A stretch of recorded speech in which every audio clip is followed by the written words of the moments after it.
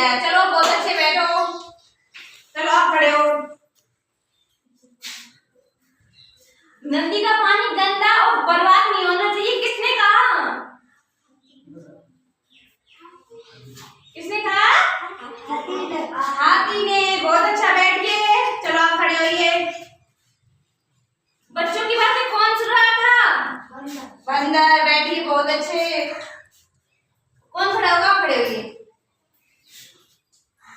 Colour कौन लेके आया था? रंग? खरगोश।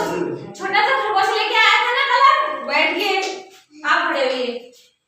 फिर ढोल कौन लेके आया? ढोल? शेर। बहुत अच्छे, बैठिए। सब लोगों को समझ आ गई ना कहानी? अच्छे से आ गई सबको? बता सब